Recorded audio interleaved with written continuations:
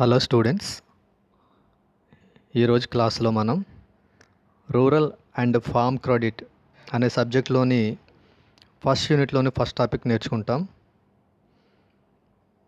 First topic వచ్చేసి objectives and significance of rural credit.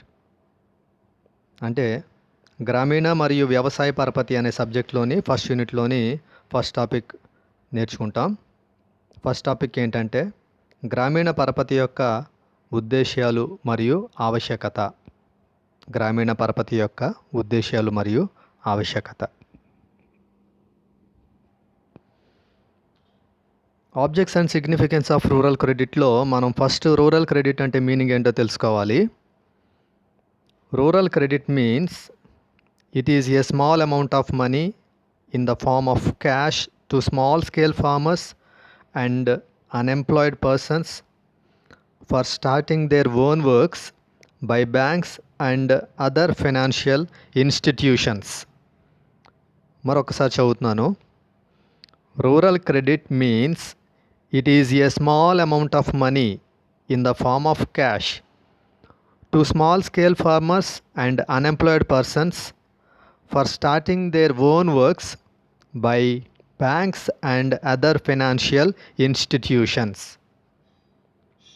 గ్రామీణ పరపతి అంటే అసలు అర్థం ఏంటంటే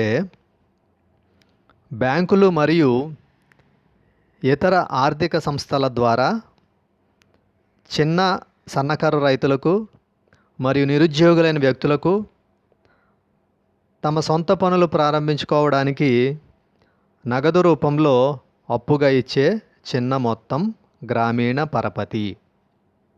అంటే దీని అర్థం రూరల్ ఏరియాస్లో లివ్ చేసే పీపుల్ ఎవరైతే ఉంటారో, రూరల్ ఏరియాస్లో లివ్ చేసే పీపుల్ జనరల్గా ఫార్మర్స్ ఉంటారు. ఈ విధంగా రూరల్ ఏరియాస్లో లివ్ చేసే ఫార్మర్స్ ఇంకా అన్ఎంప్లాయిడ్ పర్సన్స్ ఎవరైతే ఉంటారో వాళ్ళ యొక్క ఓన్ వర్క్స్ స్టార్ట్ చేసుకోవడానికి, అంటే వాళ్ళు బేసిక్గా డిపెండ్ అయ్యేది అగ్రికల్చర్ మీద. అగ్రికల్చర్ని బేస్ చేసుకునే వాళ్ళు వాళ్ళ యొక్క లైఫ్ స్టైల్ని లీడ్ చేస్తూ ఉంటారు.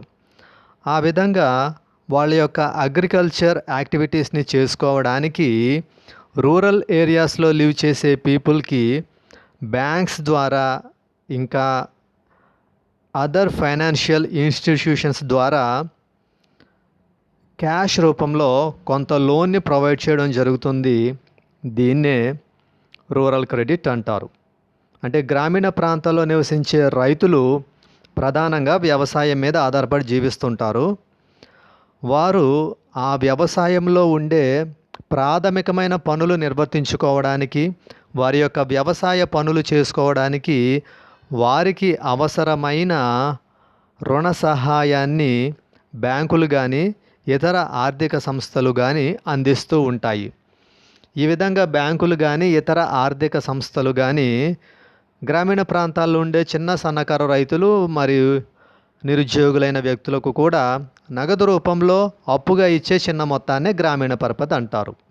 సో ఈ విధంగా గ్రామీణ ప్రాంతాల్లో నివసించే రైతులకు చిన్న మొత్తంలో నగదు రూపంలో అప్పుగా ఇవ్వడం ద్వారా వారి యొక్క సొంత పనులు ప్రారంభించుకొని రైతులు తమ యొక్క జీవనోపాధిని పొందడానికి వీలుంటుంది. దీన్నే సింపుల్గా మీనింగ్ ఆఫ్ రూరల్ క్రెడిట్ అంటే గ్రామీణ పరపతి యొక్క అర్థం అని అంటారు. Next objectives and significance of rural credit ఏంటో చూద్దాం. అంటే గ్రామీణ పరపతి యొక్క ఉద్దేశాలు మరియు ప్రాముఖ్యత.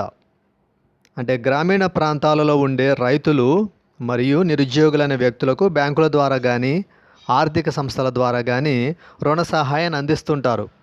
మరి దాని యొక్క ఉద్దేశాలు ఏంటి, దాని యొక్క ఆవశ్యకత ఏంటి అనేది మనం ఈ టాపిక్లో నేర్చుకుంటాం. First point, to make agriculture A business rather than A way of life.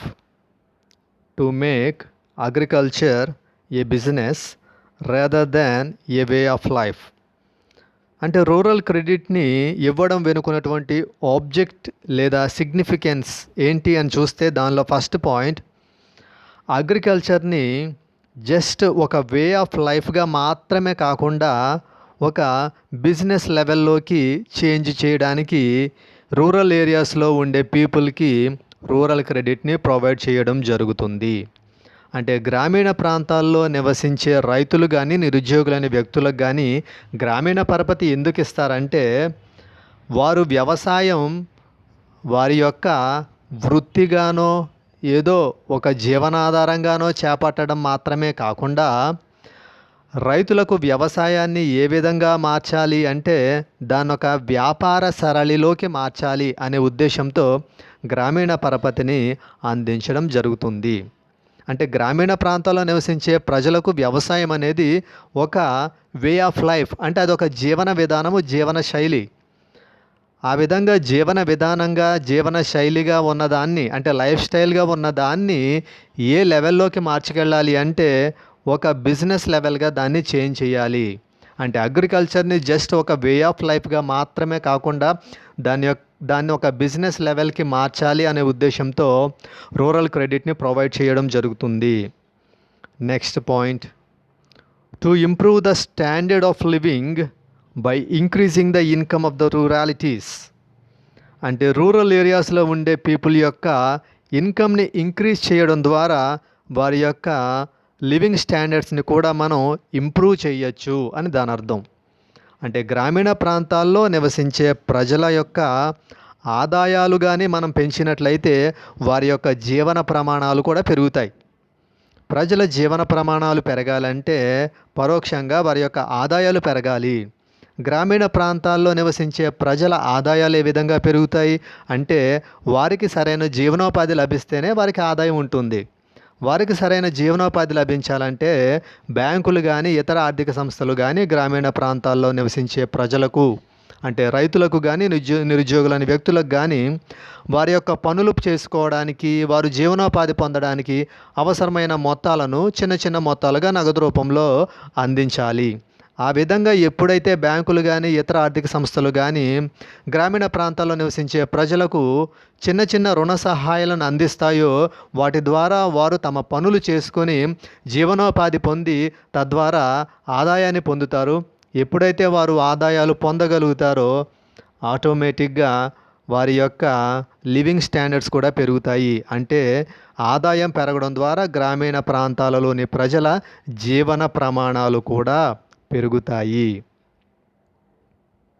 Next, to encourage the farmers to adapt new and improved methods of cultivation for greater production. అంటే అగ్రికల్చర్ చేసి గ్రేటర్ ప్రొడక్షన్ని సాధించాలంటే ఫార్మర్స్ని ఏం చేయాలంటే new మెథడ్స్ని new టెక్నిక్స్ని adapt చేసుకునేటట్లు వాళ్ళని ఎంకరేజ్ చేయాలి. ఎప్పుడైతే ఫార్మర్స్ని మనం న్యూ మెథడ్స్ని న్యూ టెక్నిక్స్ని ఫాలో అయ్యేటట్లు వాళ్ళని ఎంకరేజ్ చేస్తామో ఆటోమేటిక్గా ఫార్మర్స్ మంచి మంచి టెక్నిక్స్ వాడడం వల్ల ఆటోమేటిక్గా ప్రొడక్టివిటీ అనేది కూడా ఇంక్రీజ్ అవుతుంది. ఈ విధంగా అగ్రికల్చర్లో ప్రొడక్టివిటీని ఇంక్రీజ్ చేయడానికి ఫార్మర్స్ ఫాలో అవుతున్నటువంటి ఓల్డెన్ అండ్ ట్రెడిషనల్ మెథడ్స్ మాత్రమే కాకుండా న్యూగా ఏవైతే మెథడ్స్ ఏవైతే టెక్నిక్స్ అందుబాటులో ఉన్నాయో వాటిని ఫాలో అయ్యేటట్లు ఫార్మర్స్ని ఎంకరేజ్ చేయాల్సిన అవసరం ఉంటుంది. ఈ విధంగా ఫార్మర్స్ని ఎప్పుడైతే న్యూ మెథడ్స్ వైపు న్యూ టెక్నిక్స్ వైపు ఎంకరేజ్ చేస్తారో ఆటోమేటిక్గా అగ్రికల్చర్లో ప్రొడక్టివిటీ పెరుగుతుంది. అగ్రికల్చర్లో ప్రొడక్టివిటీ పెరిగితే ఫార్మర్స్ యొక్క ఇన్కమ్ పెరుగుతుంది. ఫార్మర్స్ యొక్క ఇన్కమ్ పెరిగితే మనం ఇప్పుడే నేర్చుకున్నట్లు వారి యొక్క లివింగ్ స్టాండర్డ్స్ కూడా పెరుగుతాయి. అంటే రైతుల యొక్క జీవన ప్రమాణాలు కూడా పెరుగుతాయి. రైతుల యొక్క జీవన ప్రమాణాలు పెరగాలంటే ఏం చేయాలి? రైతులు అనుసరిస్తున్నటువంటి పురాతన కాలం నాటి పద్ధతులు టెక్నిక్లను పక్కన పెట్టి వాటి స్థానంలో కొత్త పద్ధతులు కొత్త టెక్నిక్లు అనుసరించేటట్లు రైతులను ప్రోత్సహించాలి. ఎప్పుడైతే ఆ విధంగా రైతులను ప్రోత్సహిస్తామో వారు ఆ విధమైన పద్ధతుల్లో వ్యవసాయాన్ని చేసి తద్వారా వ్యవసాయంలో అధికోత్పత్తిని సాధిస్తారు. వ్యవసాయంలో అధికోత్పత్తి సాధించడం ద్వారా రైతుల యొక్క ఆదాయాలు పెరుగుతాయి. రైతుల యొక్క ఆదాయాలు పెరగడం ద్వారా వారి యొక్క జీవన ప్రమాణాలు కూడా పెరుగుతాయి. ఇది కూడా ఒక ముఖ్యమైన ఉద్దేశ్యం. Next, to provide credit at cheaper rates for the requirements of the farmers and according to their repaying capacity.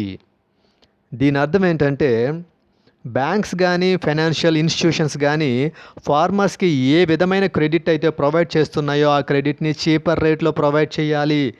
దానితో పాటు వాళ్ళు తీసుకున్న లోన్ని రీపే చేసే కెపాసిటీ కలిగి ఉండాలి. దాన్ని దృష్టిలో పెట్టుకుని ఫార్మర్స్కి లోన్ని ప్రొవైడ్ చేయాలి. అంటే గ్రామీణ ప్రాంతాల్లో నివసించే ప్రజలకు బ్యాంకులు కానీ ద్రవ్య సహాయ సంస్థలు కానీ రుణాలు మంజూరు చేసేటప్పుడు ఆ రుణాలను తక్కువ వడ్డీ రేట్లకు మంజూరు చేయాలి. దానితో పాటు వాళ్ళు తీసుకున్న ఆ రుణాలను తిరిగి చెల్లించే సామర్థ్యం వారికి ఉందో లేదో అనే దాన్ని దృష్టిలో పెట్టుకుని దానికి తగ్గట్టుగా రుణాలు మంజూరు చేయాలి. ఆ విధంగా రుణాల మంజూరీలో ఈ విధమైన పద్ధతులు అనుసరిస్తే బ్యాంకులు ఇచ్చిన రుణాలు తిరిగి సక్రమంగా వసూలు అవ్వడానికి వీలుంటుంది. ఈ విధంగా బ్యాంక్స్ లోన్స్ని ప్రొవైడ్ చేసేటప్పుడు చీపర్ రేటుకి లోన్ ప్రొవైడ్ చేయాలి.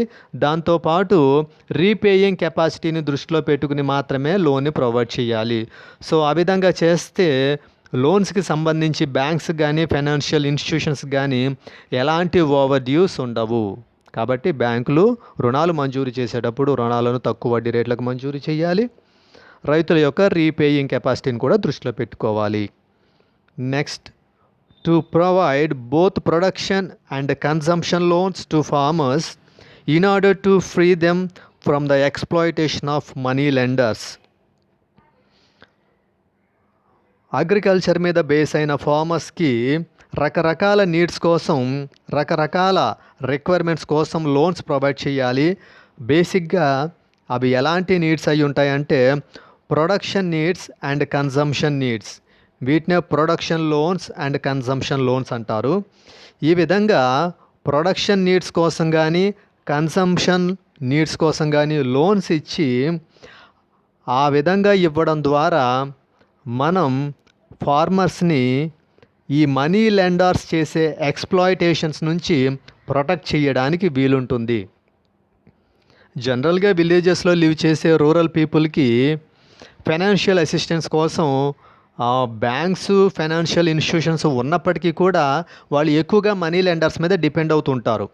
అయితే ఈ సిచ్యువేషన్ని అడ్వాంటేజ్గా తీసుకుని మనీ లెండర్స్ ఏం చేస్తూ ఉంటారంటే వాళ్ళని రకరకాలుగా ఎక్స్‌ప్లాయిట్ చేస్తూ ఉంటారు.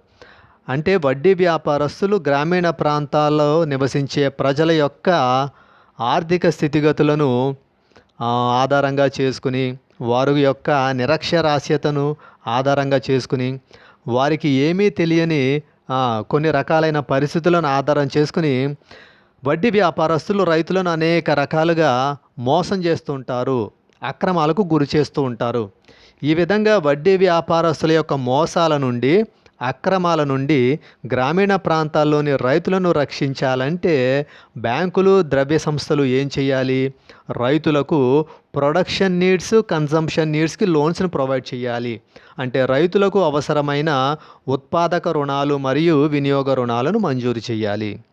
ఈ విధంగా ప్రొడక్షన్ లోన్స్ కన్జంప్షన్ లోన్స్ ఎప్పుడైతే ప్రొవైడ్ చేయడం జరుగుతుందో ఆటోమేటిక్గా ఫార్మర్స్ని ఈ మనీ లెండర్స్ యొక్క ఎక్స్‌ప్లాయిటేషన్స్ నుంచి ప్రొటెక్ట్ చేయడానికి వీలుంటుంది.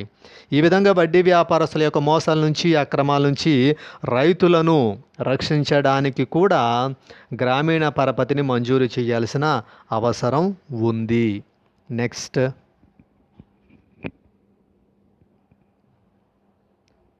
to create thrift and saving habits among the ruralities through the better use of credit. Credit provide చేయడం మాత్రమే కాదు, ఆ ప్రొవైడ్ చేసిన క్రెడిట్ని బెస్ట్ వేలో ఫార్మర్స్ యూటిలైజ్ చేసేటట్లు చూడాలి.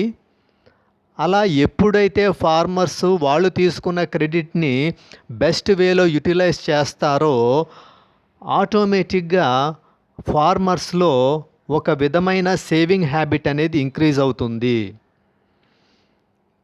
బ్యాంకులు కానీ ద్రవ్య సంస్థలు కానీ రుణాలు ఇచ్చిన తర్వాత రుణాలు ఇచ్చి అంతటితో చేతులు దులిపేసుకోవడం అని కాకుండా రైతులు తీసుకున్న రుణాలను సక్రమంగా వినియోగిస్తున్నారా లేదా, ఏ ఏ అవసరాలకు రుణాలను వినియోగిస్తున్నారు అనే విషయాలను ఈ బ్యాంకులు కానీ ద్రవ్య సహాయ సంస్థలు కానీ జాగ్రత్తగా గమనిస్తుండాలి.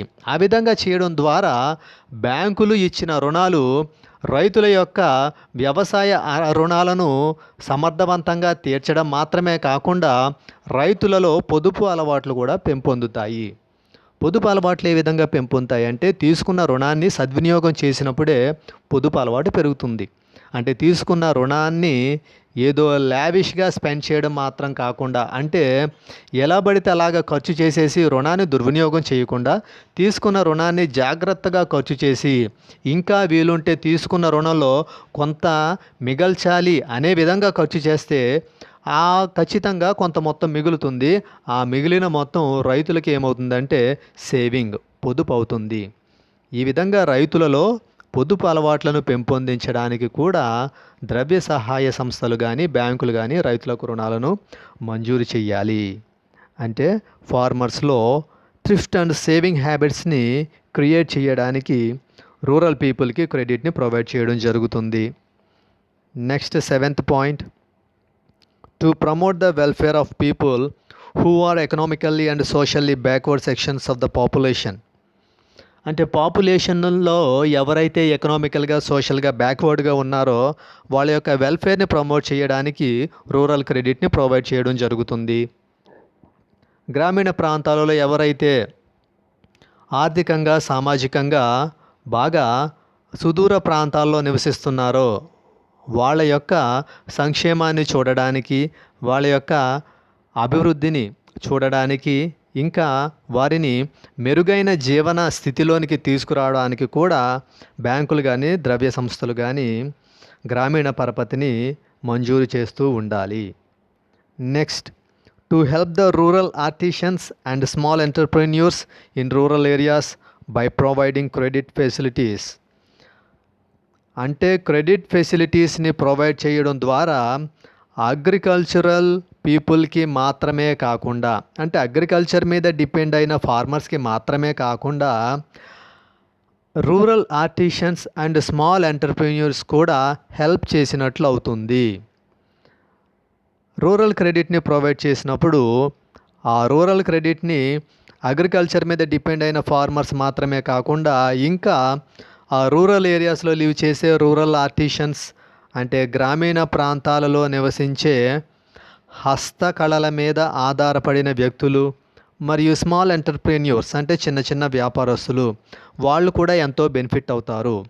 అంటే మనం రూరల్ క్రెడిట్ని ప్రొవైడ్ చేయడం వల్ల బేసిక్గా అగ్రికల్చర్ మీద డిపెండ్ అయిన ఫార్మర్స్ బెనిఫిట్ అవుతారు. దాంతోపాటు రూరల్ ఆర్టిషన్స్ అంటే గ్రామీణ ప్రాంతాల్లో నివసించే చేతి వృత్తుల వాళ్ళు కానీ, హస్తకళల మీద ఆధారపడిన వ్యక్తులు కానీ, వాళ్ళతో పాటు స్మాల్ ఎంటర్ప్రెన్యూర్స్ చిన్న చిన్న వ్యాపారస్తులు కూడా చాలా బెనిఫిట్ అవ్వడానికి వీలవుతుంది. Next, to provide initial capital amount to the small business units and the self employment schemes. Rural క్రెడిట్ని అగ్రికల్చర్ మీద బేస్ అయిన ఫార్మర్స్కి మాత్రమే కాకుండా ఇంకా ఎందుకు ప్రొవైడ్ చేయాలి అంటే, స్మాల్ బిజినెస్ యూనిట్స్ని సెల్ఫ్ ఎంప్లాయ్మెంట్ స్కీమ్స్ని ఎంకరేజ్ చేయాలి. అంటే రూరల్ ఏరియాస్లో చిన్న చిన్న స్మాల్ బిజినెస్ యూనిట్స్ ఉంటాయి. అంటే చిన్న చిన్న వ్యాపారాలు చేసుకునే చిన్న చిన్న వ్యాపారాలు ఉంటాయి. దాంతోపాటు సొంతంగా ఉపాధి పొందే వ్యక్తులు ఉంటారు. ఈ విధంగా చిన్న చిన్న వ్యాపారాలు చేసుకునే వ్యక్తులకు కానీ, సొంతంగా జీవనోపాధి పొందే వ్యక్తులకు కానీ ఇనీషియల్గా ఎంతైతే క్యాపిటల్ అవసరమవుతుందో ఆ క్యాపిటల్ను ప్రొవైడ్ చేయడానికి కూడా రూరల్ క్రెడిట్ని అందించాలి. అంటే గ్రామీణ పరపతిని అందించడం ద్వారా గ్రామీణ ప్రాంతాలలో ఉన్న రైతులు మాత్రమే కాకుండా గ్రామీణ ప్రాంతాలలో ఉండే చిన్న చిన్న వ్యాపారాలు చేసుకునే వ్యక్తులు మరియు సొంతంగా జీవనోపాధి పొందే వ్యక్తులు కూడా ఎంతో లబ్ధి పొందడానికి వీలుంటుంది. Next, to purchase agricultural inputs like seeds, fertilisers, pesticides and other equipments etcetera. ఇంకా రూరల్ క్రెడిట్ని ఎందుకు ప్రొవైడ్ చేయాలి అంటే, అగ్రికల్చర్ మీద డిపెండ్ అయిన ఫార్మర్స్ రకరకాల అగ్రికల్చరల్ ఇన్పుట్స్ని పర్చేజ్ చేయడానికి, అంటే seeds, fertilisers, pesticides and other equipments. ఈ విధంగా అగ్రికల్చర్ చేయాలంటే కేవలం అగ్రికల్చరల్ ల్యాండ్ ఉంటే సరిపోదు. ఈ ఫార్మర్స్ రకరకాలైన అగ్రికల్చరల్ ఇన్పుట్స్ పర్చేజ్ చేయాల్సి ఉంటుంది. సీడ్స్ పర్చేజ్ చేయాలి, ఫెర్టిలైజర్స్ పర్చేజ్ చేయాలి, పెస్టిసైడ్స్ పర్చేజ్ చేయాలి, ఇంకా ఇతర రకాలైన ఎక్విప్మెంట్స్ కూడా పర్చేజ్ చేయాలి. ఇవన్నీ కూడా ఉంటే మాత్రమే ఒక అగ్రికల్చర్ అనే యాక్టివిటీ కంప్లీట్ అవుతుంది. ఈ విధంగా అగ్రికల్చర్ అనే యాక్టివిటీని కంప్లీట్గా సక్సెస్ఫుల్గా చేయాలంటే ఫార్మర్స్కి క్రెడిట్ని అనేక రకాల అవసరాలతో పాటు వాళ్ళకు అవసరమైన అగ్రికల్చరల్ ఇన్పుట్స్ని పర్చేజ్ చేయడానికి కూడా ఇవ్వాలి. అంటే గ్రామీణ ప్రాంతాల్లో ఉండే రైతులకు వ్యవసాయ భూమి ఉంటే సరిపోదు. ఆ వ్యవసాయ భూమి మీద వ్యవసాయాన్ని చేసి ప్రొడక్టివిటీని సాధించాలంటే వాళ్ళు అనేక రకాలైన వస్తువుల్ని, పనిముట్లను కొనుగోలు చేయాలి. ఏమేమి కొనుగోలు చేయాలి? సీడ్స్ కొనుగోలు చేయాలి, అంటే విత్తనాలు కొనుగోలు చేయాలి. ఫెర్టిలైజర్స్, ఎరువులు కొనుగోలు చేయాలి. పెస్టిసైడ్స్, క్రిమి సంహారక మందులు కొనుగోలు చేయాలి. ఇంకా అదర్ ఎక్విప్మెంట్స్, అంటే ఇతర రకాలైన వ్యవసాయ పనిముట్లు కూడా కొనుగోలు చేయాలి. ఈ విధంగా అన్ని పనిముట్లు, అన్ని రకాలైన వస్తువులు, అన్ని రకాలైన వనరులు సమకూరిన తర్వాత మాత్రమే ఒక రైతు వ్యవసాయ భూమిలో వ్యవసాయాన్ని చేసి తాను అనుకున్న ఉత్పత్తిని సాధించడానికి అవకాశం ఉంటుంది. ఈ విధంగా రైతు తాను అనుకున్న ఉత్పత్తిని సాధించడానికి రైతుకు అనేక రకాల అవసరాల కోసం వ్యవసాయ పరపతిని మంజూరు చేయాలి. దీనినే objectives and significance of rural credit అంటారు. అంటే వ్యవసాయ పరపతి యొక్క ఉద్దేశ్యాలు మరియు ప్రాముఖ్యత. అంటే అగ్రికల్చర్ మీద డిపెండ్ అయిన ఫార్మర్స్కి ఎందుకు, ఏ పర్పస్కి, ఏ ఆబ్జెక్ట్తో, ఏ సిగ్నిఫికెన్స్ని దృష్టిలో పెట్టుకుని రూరల్ క్రెడిట్ని ప్రొవైడ్ చేయాలి అంటే రకరకాల నీడ్స్, రకరకాల రిక్వైర్మెంట్స్ని దృష్టిలో పెట్టుకుని అగ్రికల్చర్ మీద డిపెండ్ అయిన ఫార్మర్స్కి రూరల్ క్రెడిట్ని ప్రొవైడ్ చేయాలి. ఈ విధంగా రూరల్ క్రెడిట్ని కానీ ప్రొవైడ్ చేసినట్లయితే అగ్రికల్చర్ మీద డిపెండ్ అయిన ఫార్మర్స్ యొక్క ఇన్కమ్స్ పెరిగి వాళ్ళ యొక్క లివింగ్ స్టాండర్డ్స్ ఇంప్రూవ్ అవ్వడానికి వీలుంటుంది. This is the lesson of objects and significance of rural credit. Okay, thank you.